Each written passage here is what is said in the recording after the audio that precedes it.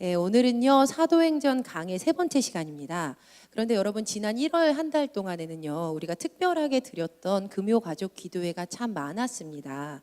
그래서 다시 한번 사도행전의 맥을 잡고자 사도행전에 대한 개괄적인 내용을 복습하는 것으로 설교를 좀 시작을 하려고 합니다. 덧붙이자면요, 바울의 1차 전도 여행이 이루어진 이 사도행전의 배경과 흐름까지 그려보면서 오늘 본문을 좀 살펴보려고 합니다. PPT 보면서 좀 할 건데요.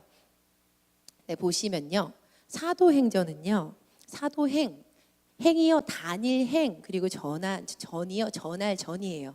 그러니까 다니면서 전했다는 거죠, 사도들이. 그러니까 사도들의 활동 이야기입니다. 영어로 보면요 행동이라는 의미의 act라고 합니다. 총 28장으로 이루어져 있는 이 사도행전은요, 예수님을 구주로 믿고 활발하게 활동했던 사도들의 이야기가 이 28장 안에 굉장히 많이 나옵니다. 그렇지만요, 사도행전은 단순히 사람들의 활동 이야기가 아니에요. 이 이야기는요, 처음부터 끝까지, 이 이야기를 처음부터 끝까지 쭉 이끌어 가시는 분은요, 성령님이세요. 성령님. 여러분 혹시 기억하시나요? 사도행전은 성령행전으로 부를 수 있다. 우리 지난달에 맨 첫 시간에 김대한 목사님께서 말씀하셨던 내용입니다. 사도행전은 성령행전으로 부를 수 있다. 그런데 여러분, 이 성령행전으로 부를 수 있다라는 이 이야기는 잠깐만 접어두고요. 먼저 사도행전의 저자에 대해서 이야기를 한 후에 성령행전이 무엇인지에 대해서 이야기를 좀 나눠보려고 합니다. 교회는요, 전통적으로 사도행전의 저자를 의사 누가로 보았습니다. 그러니까 그림 속 인물 보니까 목에 뭐가 걸려 있어요? 청진기 걸려 있죠. 이 청진기가 걸려 있는데요, 의사였어요. 의사 누가가. 그런데 이 누가가요, 사도행전뿐만 아니라 누가복음의 저자이기도 합니다. 누가는요, 누가복음이랑 사도행전을 통해서 데오빌로라는 사람에게 조금 더 복음을 더 전하고자 했던 것 같아요. 누가복음과 사도행전의 동일한 수신자였던 데오빌로가요, 각하라는 호칭이 붙은 것으로 보아서 기독교로 개종한 로마의 고위 관리인 듯해 보입니다. 먼저 누가복음 1장 3절이요 이렇게 말하고 있어요. 누가복음에서요, 데오빌로 각하에게 라고 이렇게 이야기가 나와요. 그리고 사도행전 1장 1절도요 이렇게 말해요. 이 옆에 보면 붉은 글씨로 되어 있거든요. 혹시 보이시나요? 좀 보이세요? 예, 데오빌로요 라고 나와 있죠. 내가 먼저 쓴 글에는 무릇 예수께서 행하시며 가르치시기를 시작하신부터, 여기서도 데오빌로가 등장을 합니다.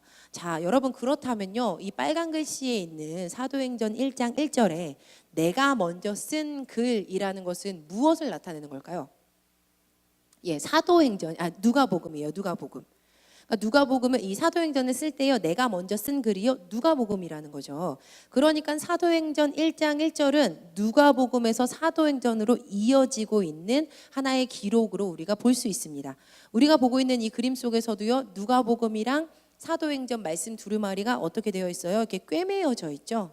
꿰매어져 있죠. 이 의미는요, 성경이 연속적으로 되어져 있다라는 것을 의미하는 것입니다. 이렇게 의사였던 누가는요, 소외된 자들과 가난한 자들에 대해서, 그리고 여성의 향상된 위치에 대해서 관심이 굉장히 많았던 것으로 보입니다. 누가복음을 읽다 보면요, 이런 종류의 이야기들을 굉장히 많이 찾아볼 수 있어요. 근데 누가가 어떤 마음을 가지고 이렇게 글을 썼을까, 이런 상상이 됐어요. 왜냐하면 누가가 어떤 직업을 가지고 있어요? 예, 의사였기 때문이죠. 아픈 이들을 고쳐주고 약한 이들을 도와주고자 하는 그 마음이 있었던 누가. 그러니까 누가가 굉장히 관심을 가졌던 사람들은 가난한 사람들, 소외된 사람들, 당시 이렇게 위치가 낮았던 여성들, 그러니까 이런 부류의 사람들에게 굉장히 누가가 관심을 가졌던 겁니다. 그런데 여러분, 이뿐 아니라요, 누가가 관심을 가장 많이 가지고 있었던 것이 한 가지 더 있습니다.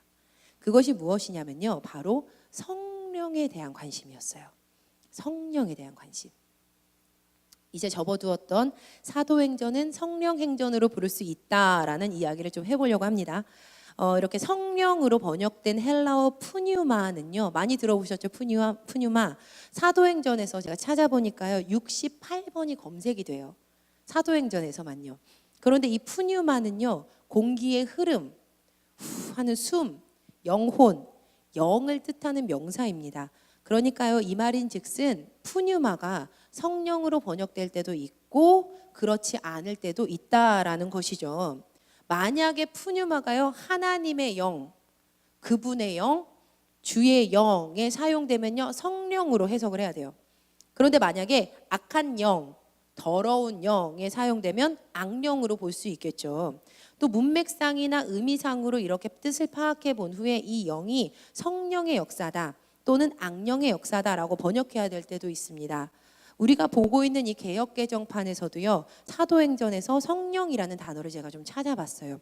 소제목에 사용되었던 2번을 빼면요, 총 50번이 검색이 됩니다. 그런데 문맥상으로 성령으로 해석해야 되는, 그러니까요, 그의 영, 예수의 영, 그분의 영, 뭐 이런 것들을요 다 따져보니까요, 성령으로 해석해도 되겠다라는 게요 5번이 더 있어요. 그러니까 개역개정으로 보니까 55번이 성령에 대해서 언급하는 것으로 나온다는 말입니다. 근데 여러분 한번 계산해 볼게요. 사도행전이 총 몇 장이에요? 28장. 그런데 55번이 나왔죠? 계산해 보니까 누가는 이 성경 한 장당 2번씩은 성령에 대해서 이야기하고 있는 거예요. 계속 성령 하지는 않겠죠. 성령의 역사가 나오고 그 다음에 설명이 나올 거잖아요. 그러니까 한 장당 2번씩은 성령에 대해서 이야기를 하고 있는 거죠. 그러하니까 이 사도행전은 성령행전이다라고 우리가 부를 수 있게 되는 겁니다. 그런데 여러분, 왜 누가에게는 이 성령이 중요했을까요? 왜 누가는 이렇게 성령에 매번 성령이라는 이야기를 입만 열면 나오는 만큼 이 성령에 대해서 왜 중요하게 생각했을까? 먼저 예수님께서 승천하시면서 성령을 주시겠다라고 약속하셨기 때문이었어요. 부활하신 예수님께서는 40일 동안 제자들과 함께 계셨죠. 그리고 다시 한번 하나님의 나라를 가르치셨습니다. 그리고요, 드디어 마지막 때에 이르러서 승천을 하실 때 제자들에게 성령 주겠다라고 약속을 하세요. 바로 그 말씀이요, 사도행전 1장 8절 말씀이에요. 사도행전의 주제 구절은 1장 8절 말씀이라고 할 수 있는데요, 바로 이 말씀은 예수님께서 승천하시면서 제자들에게 남기셨던 마지막 말씀이셨습니다. 그러니까 제자들에게는 이 사도행전 1장 8절 말씀이요, 마치 사랑하는 부모님의 유언과도 같았던 중요했던 말씀이었던 거예요. 사도행전 1장 8절에 이렇게 되어 있죠. 오직 성령이 너희에게 임하시면 너희가 권능을 받고 예루살렘과 온 유대와 사마리아와 땅끝까지 이르러 내 증인이 되리라. 여러분, 이 사도행전 1장 8절 정도는요 외워주면 우리가 참 좋죠. 왜냐면요, 이 사도행전 1장 8절이요 사도행전의 주제 구절이기 때문이에요. 근데 다음으로요, 이 누가에게 성령이 중요했던 이유를 한 가지 더 이야기하자면요, 성령이 임하셨기 때문에 이 말씀을 보니까 복음이 땅끝까지 전해질 수 있었기 때문이에요. 성령의 임하심으로 복음이 땅끝까지 전해질 수 있었기 때문에 누가에게는 이 성령이 굉장히 중요했던 것이죠. 이 사도행전 1장 8절 말씀을 분해해서 보면요, 성령이 임했기 때문에 권능을 받은 제자들이 복음을 전하게 되는데, 그 복음을 전하게 되는 흐름이 3개로 나뉘어져 있습니다. 3개의 파트로 나눠져 있어요. 먼저는요, 예루살렘이에요. 두 번째는요, 온 유대와 어디요? 네, 사마리아. 그리고 마지막에는요, 땅끝이에요. 땅끝. 그런데 여러분, 재미나게도요, 사도행전은 28장까지를 아우르면서요, 실제로 복음이 예루살렘에서 시작해서 유대와 사마리아 그리고 땅끝까지 전해지는 흐름으로 연결되어 있습니다. 그들은 이제 로마, 이제 땅끝이라고 생각했던 거죠. 거기까지 전해지는 모습이 이제 성경에 나오는 거예요. 먼저 사도행전 2장에서 7장까지 예수님의 약속대로 예루살렘에서 오순절 다락방에 있었던 성령 강림 사건이 시작이 됩니다. 그리고 교회가요, 예루살렘 지역에서 나날이 부흥하게 되죠. 그런데 초대교회 7 집사였던 스데반이 어떻게 되죠? 스데반이 순교를 당하게 되죠. 스데반이 순교당하는 걸로 이 이야기가 마무리가 됩니다. 7장까지요 갔다가. 그리고 이어서요, 사도행전 8장에서 12장이 스데반의 일 때문에 생겨난 일이 있다라고 하고서 시작을 해요. 그것이 무엇이었냐면요, 박해였어요. 박해. 복음이 민들레 홀씨가 되어서 확 온 유대 지방과 사마리아 지방으로 이 박해 때문에 확 퍼지는 거예요. 이 8장에서 12장까지 그 이야기가 전해지고 있습니다. 사도행전 8장 1절 말씀 함께 읽어보실게요. 이렇게 말하고 있습니다. 3번역으로 읽어보십니다. 시작. 그날에 예루살렘 교회에 큰 박해가 일어났다. 그래서 사도들 이외에는 모두 유대 지방과 사마리아 지방으로 흩어졌다. 두 번째 흐름이었던 유대 지방과 어디로 흩어졌어요? 네, 사마리아 지방으로 진짜 흩어지는 거예요. 예수님이 마지막에 말씀하셨던 그 말씀대로 성경이 이어지고 있는 거죠. 사도행전 8장에서 12장은요. 복음이 이방인에게도 전해지는 이야기를 우리에게 들려주고 있습니다. 그런데 특별히 이 중간 부분에서는요. 하나님께서 준비한 그 일하시며 단 한 사람에게 더욱더 강력하게 역사해요. 그 사람의 이름은 사울이었어요. 다른 말로 하면 바울이죠. 다른 이름으로 하면요. 사울은 당시 교회를 박해했던 사람이었습니다.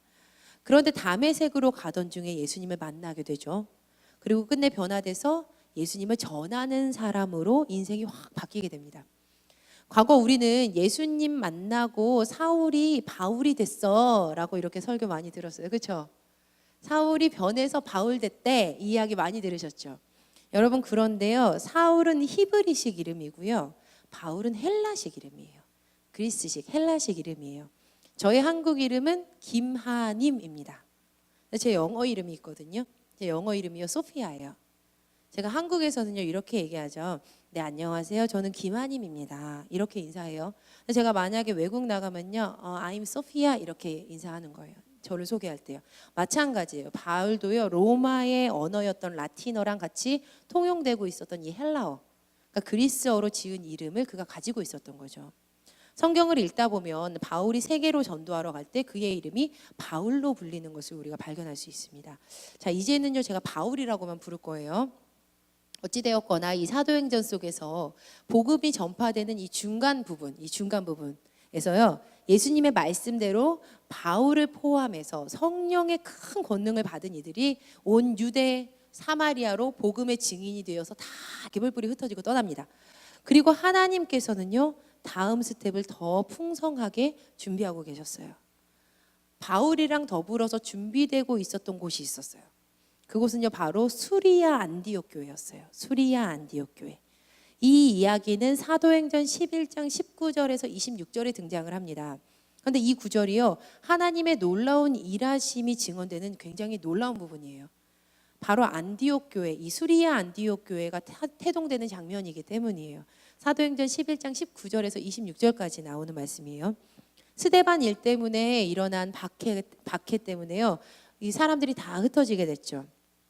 그런데 흩어진 사람들이 처음에는 유대인에게만 말씀을 전했어요. 가다가 유대인이면 유대인에게만 하나님의 이 말씀을 전하는 거예요.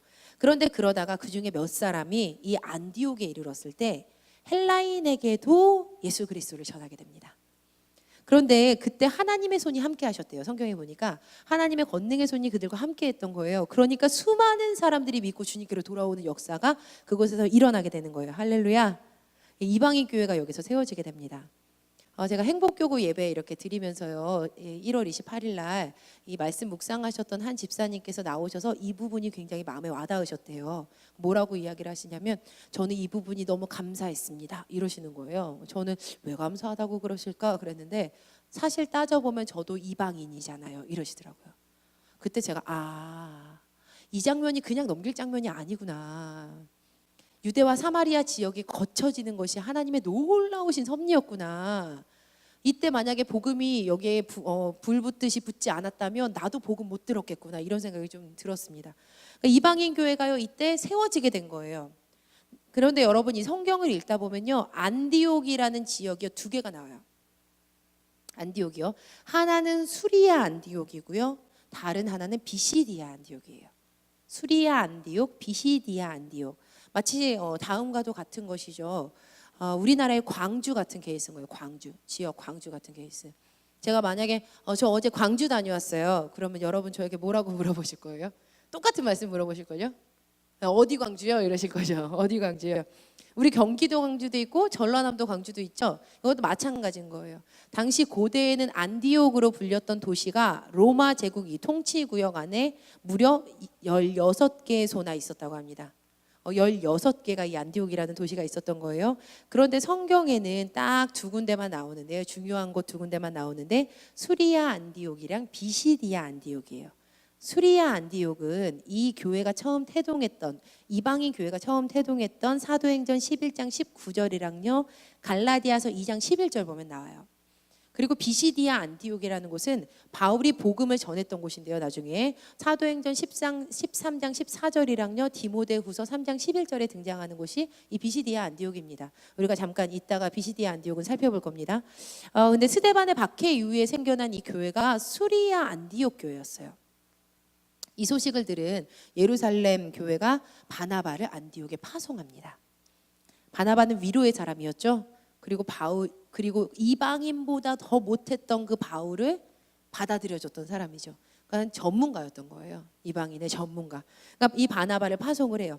예루살렘 교회가 바나바를 안디옥에 파송했고요. 이 바나바를 통해서 교회가 더 부흥하게 됩니다. 그런데 이제 결국 바나바가 이 교회가 막 부흥하니까 다소에 가서 이 바울을 데리고 와요. 다소에서 바울을 데리고 와서 무려 1년 동안 같이 협동 목회를 합니다. 그런데 그곳에서 큰 일이 일어나요. 어떤 일이 일어나냐면 비로소 그리스도인이라는 말이 처음으로 등장을 하게 됩니다. 이 수리아 안디옥에서 그들이 신앙생활을 했더니 야, 저 사람들은 그리스도의 사람이야, 그리스도인이야 라고 세상 사람들이 그들을 불렀다는 거예요. 이름을 붙여줬다는 거예요. 그리스도인이 여기서 처음 등장을 합니다. 그런데 여러분 중요 포인트는요, 이 수리아 안디옥 교회가 이방인 선교지의 출발지였다는 겁니다. 그리고 그 교회 대표가 하나님께서 준비했던 사람, 이 바울과 바나바였다는 거죠. 제자들이 이방 선교지의 출발점이 될 이 수리아 안디옥 교회가 세워질 줄 알고 있었을까요? 예, 몰랐을 거예요. 아무도 몰랐을 것입니다. 당연히 그랬겠죠. 왜냐하면요, 이 교회가 세워진 이유는요, 최악의 상황이었던 박해 때문이었기 때문이에요. 죽음의 괴로움 속에서 생명이 피어날 것을 사람은 전혀 몰랐던 것이죠. 하지만 하나님은 알고 계셨습니다. 하나님께서는요, 그분의 계획에 맞추어서 꾸준히 일하고 계셨던 거예요. 먼저 박해자였던 바울을 변화시켜서 세우셨고 많은 이들을 연합시켜서 수리아 안디옥 교회를 세웠습니다. 그리고 드디어 그들이 그리스도인이라고 불리우게까지 하나님께서 훈련시키셨죠. 단단해졌던 이곳이 반석 같은 출발점이 돼서 복음이 땅끝까지 전해지는 그 시작점을 다시 한번 하나님이 재설정하신 겁니다. 마치 블럭이요 정확하게 딱딱딱 맞아 떨어져가지고서는 탁탁탁탁 끝나는 것처럼 이 모든 역사가 하나님의 신묘막측하신 일하심이었다는 거죠. 자, 사랑하는 여러분, 혹시 여러분 중에 이 말씀처럼 복음으로 내 인생이 참 풍성했어요. 하나님 주시는 은혜로 나의 삶이 참 풍요로웠어요. 그런데 내 삶이 마치 박해를 받는 것처럼 그 기반이 무너지고 흩어지고 그렇게 무너져 내리는 경험을 하고 계시는 분 계십니까? 여러분, 그럴 때 어떠세요? 괴로우시죠? 힘들어요? 어렵죠? 그런데 하나님은 다 알고 계십니다. 그리고 오늘도 살아서 일하고 계십니다. 하나님은 다 알고 계세요. 저는 부족해서 다 알 수 없어요. 여러분의 삶이 어떤지 저는 다 알 수 없어요. 그렇지만 확신하는 바가 있습니다. 무엇이냐면요, 하나님께서는 오늘도 더 넓고 깊은 삶으로 여러분들을 이끄시기 위해서 일하고 계신다는 사실입니다. 할렐루야. 그분의 일하심은요 정확해요. 마치 블럭이 딱딱딱 맞아떨어져서 딱 끝나는 것처럼 내가 보기에는 이 최악의 박해와도 같은 죽음의 괴로움 속에서 무언가 생명의 꽃이 피어날 수 있을까 싶지만 하나님의 일하심은요 정확하세요. 하나님의 일하심은 생명이고 하나님의 일하심은 구원이고 하나님의 일하심은 살리심입니다. 할렐루야. 아멘. 그분의 일하심은 정확하니까 믿으시기 바랍니다. 자, 여러분 다시 성경으로 돌아오면요, 이 PPT 잠깐 보실게요. 하나님의 일하심이요 유대와 사마리아 복음을 전하는 것에서 그치지 않습니다.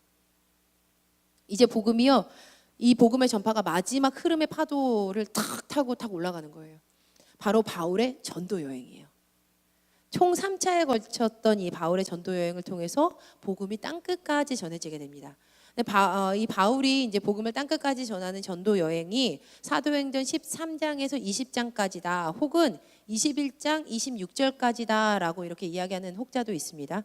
여기까지 이르른다라고 이렇게 증언이 되고 있어요.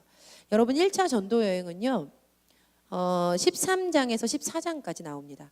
바울이 바나바랑 같이 떠났어요. 함께 1차 전도 여행에서요. 소아시아 지역의 교회들을 세우게 되는 거예요.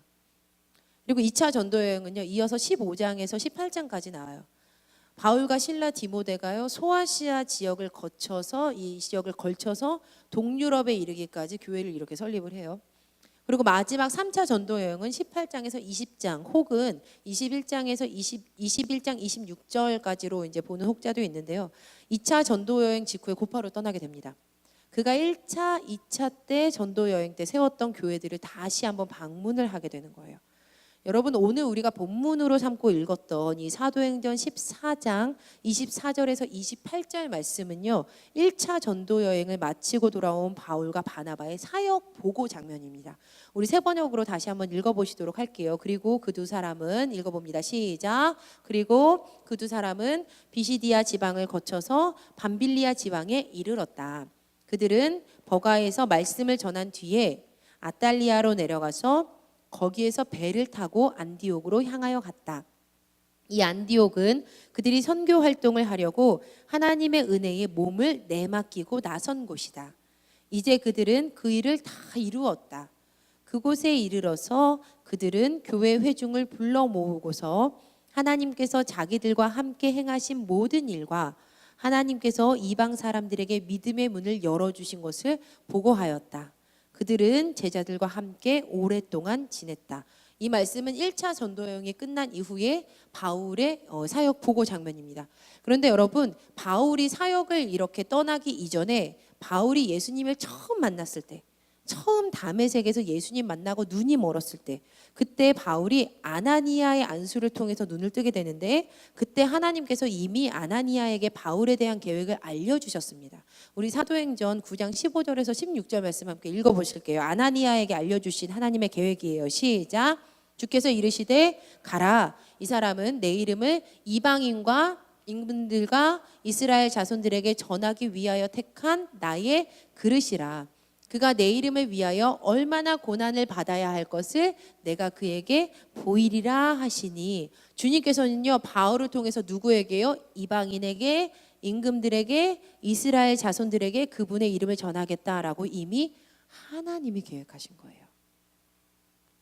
바울이 잘나서 전도 여행을 떠나서 1차 전도 여행 딱 끝나고 와서 제가 이렇게 했습니다라고 보고하고 있는 장면이 오늘 나오는 것이 아니라 하나님의 일하심과 하나님의 계획하심이 이 수면 밑에서 꾸준하게 이루어져 있었던 겁니다. 하나님께서는요 바울이 예수님의 이름을 위해서 고난받아야 한다라고까지 말씀하셨어요. 아나니아에게 보여주셨던 이 하나님의 뜻이 이제 바울의 1차 전도 여행에서 시작이 됩니다. 지금 바울은 단순히 지금 우리가 비행기 타고 차 타고 편하게 이동하는 어떤 여행을 간 것처럼 이렇게 떠나는 여행을 간 게 아니에요. 걷고 배 타고, 걷고 배 타고. 여러분 당시 배가 얼마나 좋았을까 싶어요. 목숨 걸고 가는 여행이죠. 사도행전 13장에서 14장까지 증언되는 바울의 1차 전도 여행이 결코 쉽지만은 않았습니다. 여러분 먼저 그들이 바보라는 곳에 가요. 그런데 거기서 거짓 유대인 예언자를 만나요. 바예수를 만나요. 복음 전파의 그 바예수가 회방을 계속하는 거예요. 복음 전파의 회방을 받습니다. 총독이 믿지 못하도록 방해하고 애를 쓰는 바예수 때문에 바울의 마음이 얼마나 답답하고 억울했겠나. 제가 말씀 보면서 참 답답하고 진짜 억울했겠다. 이런 생각을 좀 했습니다. 결국 바예수가 이제 소경이 되죠. 그리고 이를 본 총독이 예수님을 믿게 되는 역사가 그곳에서 이루어집니다. 이제 그들이 비시디아 안디옥을 가서 복음을 전하는 거예요. 이제 비시디아 안디옥에 갔는데 비시디아 안디옥에 있는 사람들이 바울에게 이렇게 말하는 거예요. 바울과 바나바에게 형제들이여 권면할 말씀이 있으면 해주십시오라고 청하기까지 합니다. 그래서 바울이 일어나서 손을 이렇게 친밀하게 흔들면서 말을 해요. 그가 복음을 아주 길게 설교합니다. 그리고 드디어 그 말씀을 들은 이들이요 기뻐하면서 믿게 돼요. 그런데 유대인들이요 귀부인과 지도층 인사를 선동해서 바울과 바나바를 박해합니다. 그리고 결국 그들을 내쫓아요. 여러분이 무슨 일을 하는데 어떤 사람이 와서요 높은 고위 간직에 있는 사람의 마음을 훔쳐가지고 이 사람을 내쫓는 거예요. 무언가를 뺏는 거예요. 마음 아프게 하는 거예요. 회방하는 거예요. 그 일을 지금 계속 겪고 있는 거예요. 그래도 그들이요 이제 이고니온에 가서 전도해요. 그런데 여기서도 믿음을 가지게 된 사람들이 있어요. 근데 마음을 돌이키지 않았던 유대인들이요 이방 사람들을 선동해서 믿음을 가지게 된 사람들에게 나쁜 감정을 품게 해서 이 편을 또 갈라버립니다. 루스드라에 가요. 나면서부터 걷지 못했던 지체 장애인을 만나요. 예수님의 이름으로 그를 고쳐요. 그런데 글쎄 그곳 사람들이 바울과 바나바가 이렇게 고치는 것을 보고 신으로 섬기려고 하는 거예요. 바나바를 제우스로, 바울을 헤르메스로. 겨우 이 일을 막 말렸어요. 그런데 이제는 유대 사람들이요, 여러분 비시디아 안디옥이랑 이고니온에서부터 몰려왔어요. 따라온 거예요. 그렇죠? 괴롭히는데 계속 쫓아와서 괴롭히는 거예요. 성경이요 그들이 얼마나 심하게 그들을 괴롭히고 심지어 바울을 얼마나 심하게 돌로 쳤으면 바울이 죽은 줄로 알고 시외로 끌어내치니라라고 그들이 이렇게 했다라고 증언하고 있습니다. 그들이 와가지고요 군중을 설득한 다음에 바울을 돌로 치는 거예요. 여러분 돌에 맞아 보셨어요 혹시? 무언가 딱 던졌는데 맞으면 어때요? 굉장히 아프죠. 그런데 이 바울은요 죽은 것처럼 보일 만큼 돌로 돌세례를 받은 거예요. 막 던진 거죠 돌을. 그러니까 제자들이요 바울을요 이 시외로 끌려 나가가지고서 내쳐진 이 바울을요 쓰러진 바울을 이렇게 둘렀어요. 그때 바울이요 다시 이렇게 깨어나서 몸을 툴툴 털고 일어나는 거예요. 얼마나 몸이 아팠을까. 피딱지가 생겨서 옷에 들러붙었겠죠. 눈은 멍이 들어서 퉁퉁 부었을 것이고. 하지만 다시 옷을 툴툴 털고 성 안으로 들어가는 거예요. 이제 그들이요 루스드라와 이고니온과 비시디아 안디옥으로 다시 돌아갑니다. 그리고 그곳에서 세워진 제자들의 마음을 굳게 해요. 끝까지 믿음 안에 있어라 라고 격려해요. 그런데 그 격려는요 단지 듣기 좋은 말이 아니었습니다. 우리 다 같이 사도행전 14장 22절 말씀 함께 읽어보실게요. 사도행전 14장 22절 시작. 제자들의 마음을 굳게 하여 이 믿음에 머물러 있으라 권하고 또 우리가 하나님의 나라에 들어가려면 많은 환난을 겪어야 할 것이라 하고. 바울이 말하는 겁니다. 하나님의 나라에 들어가려면 많은 환난을 겪어야 합니다. 여러분 우리는 다 알 수 없어요. 하지만 하나님께서는요 하나님의 방법대로 일하시는 분이십니다. 그런데 솔직히 우리는 그분의 일하심이 그렇게 썩 마음에 들지가 않아요. 그냥 한 번에 주시면 안 되나? 그냥 이 땅에서도 평안하고 풍요롭고 저 땅에서도 평화롭고 풍요롭고 사람 때문에 마음 좀 안 아팠으면 좋겠고 몸도 좀 안 아팠으면 좋겠고 우리는 하나님께서 이렇게 일하시는 것을 원하죠. 심지어 어떤 때는요 하나님께서 진정 살아계시는가? 진짜 하나님 내 기도 듣고 계시나? 의문이 들 때도 참 많습니다. 여러분 복음 때문에 정직하게 살았는데요 그 일 때문에 고난을 겪는 사람들이 참 많아요. 그 영혼을 위해서 그 영혼을 위하는 마음으로 복음 전했어요. 그런데 사기꾼 취급을 당합니다. 복음 때문에 나의 것을 나누었는데요 더 큰 떼임을 당하는 거예요. 복음 때문에 그렇게 살았는데 어떻게 나에게 이런 일이 일어날 수 있는가? 이런 일 겪는 분들이 참 많은 거예요. 하지만 사랑하는 여러분 낙심하지 마시기 바랍니다. 포기하지 마시기 바랍니다. 우리는 이 땅을 살아가는 천국 백성들이에요. 할렐루야. 우리의 인생은요 영원 앞에서 계수가 될 것입니다. 우리의 인생은요 끝나지 않았어요. 영원 앞에서 계수가 되는 거예요. 바울이 권면을 이렇게 다 마치고 나서요 믿음 안에 있어 그러니까 끝까지 믿음 잃지 마라고 이렇게 권면하고요 다시 배를 타고 그들의 따뜻한 집 수리아 안디옥으로 돌아옵니다. 인간의 계획에서는 세워질 수 없었던 곳, 우연 같아 보이지만 하나님께서 준비하신 바로 그곳. 바울과 바나바는요 수리아 안디옥에서 굉장히 큰 은혜와 위로를 경험합니다. 우리 다시 한 번 더 26절에서 28절 말씀 함께 읽어보실게요. 시작. 거기서 배 타고 안디옥에 이르니 이곳은 두 사도가 이룬 그 일을 위하여 전에 하나님의 은혜에 부탁하던 곳이라. 그들이 이르러 교회를 모아 하나님이 함께 행하신 모든 일과 이방인들에게 믿음의 문을 여신 것을 보고하고 제자들과 함께 오래 있으니라. 여러분 말씀 좀 보실게요. 제가 주목해서 본 것이 27절 말씀이었어요. 자, 여러분 질문합니다. 지금 바울과 바나바가 보고하고 있는 것들은 어떤 것들인가요? 박해받은 거, 매 맞은 거, 돌 맞은 거, 쫓겨난 거, 방해받은 것, 이것을 보고하고 있습니까? 아닙니다. 그들은 교회를 모아서 하나님이 함께 행하신 모든 일들과 또 이방인들에게 믿음의 문을 여신 것들을 보고하고 있습니다.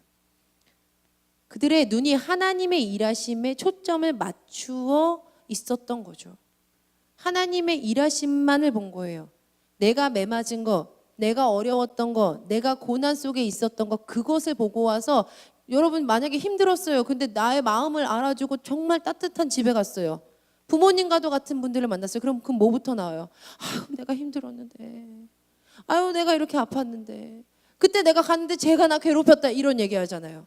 그런데 바울은요, 그것에 초점이 있는 것이 아니라 하나님의 일하심에 그 초점을 다 갖다가 맞춘 거예요. 그의 시선이 온전히 하나님의 일하심 안에 있었던 거죠. 그러니까 아무리 어렵고 고난이었다 할지라도 하나님의 일하심만 남았던 거예요. 하나님께서 함께 행하셨던 모든 일과 이방인들에게 믿음의 문을 여신 것을 여러분 보십시오 라고 이들이 지금 보고하고 있는 겁니다.